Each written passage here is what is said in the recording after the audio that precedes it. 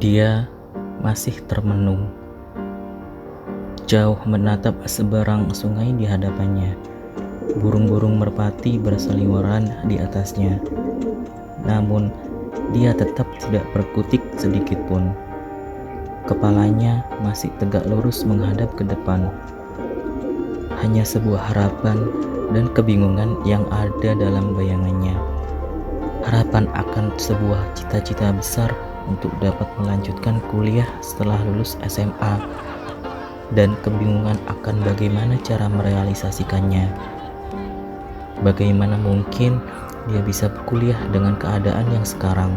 Dia hanya anak seorang yatim yang memiliki satu orang adik yang juga harus tetap melanjutkan pendidikannya. Namun di sisi lain, dia juga ingin seperti teman-temannya yang lain yang sedang sibuk mencari universitas yang akan dituju atau sibuk dengan banyak persyaratan untuk pendaftaran di universitas impian mereka.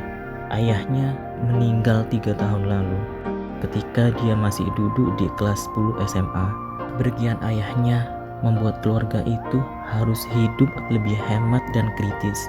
Keadaan itu juga yang memaksa ibunya untuk bekerja lebih keras lagi demi untuk menyambung hidup keluarganya dan kebutuhan sekolah anak-anaknya. Arman namanya. Dia juga punya cita-cita besar seperti temannya yang lain. Dia ingin kuliah, tapi dia juga tidak mau egois. Dia juga harus memikirkan adiknya yang masih kelas 8 SMP dan kondisi ibunya yang hanya seorang buruh pabrik dengan gaji di bawah UMR.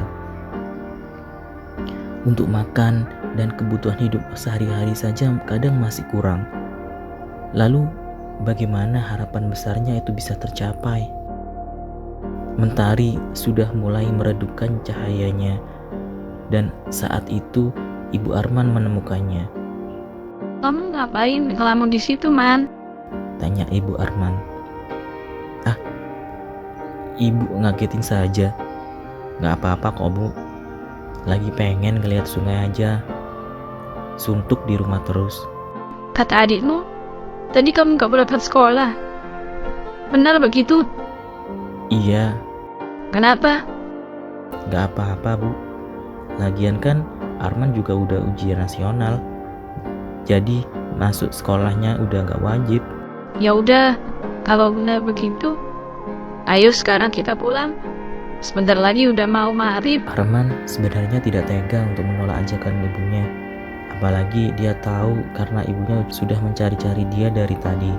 Ditambah lagi ibunya baru pulang dari pabrik. Tapi dia masih mau ingin di sana. Masih banyak keganjalan yang ada di dalam pikirannya. Ibu pulang duluan aja ya. Arman masih ingin di sini. 15 menit lagi deh, Arman nyusul pulang. Sanggah Arman. Beneran 15 menit lagi ya. Jangan pulang terlalu malam. Ya udah, kalau gitu ibu pulang dulu. Mau masak buat kalian makan malam nanti. Iya, Bu. Ibu hati-hati ya pulangnya. Setelah ibunya pulang, ia mendongak ke atas, melihat bagaimana indahnya langit sore kala itu yang dihiasi dengan kumpulan awan tipis. Sungguh indah melihat bagaimana kawanan merpati dapat terbang bebas kemanapun mereka ingin pergi. Lalu ia ingin bertanya dalam hati, apakah aku bisa seperti mereka, terbang bebas, lepas, terus dapat melanjutkan hidup seperti apa yang mereka inginkan. Arman memang tidak memakai jam tangan atau membawa ponsel genggam sebagai petunjuk waktu, tapi dia yakin waktunya sudah melebihi 15 menit setelah kepergian ibunya tadi.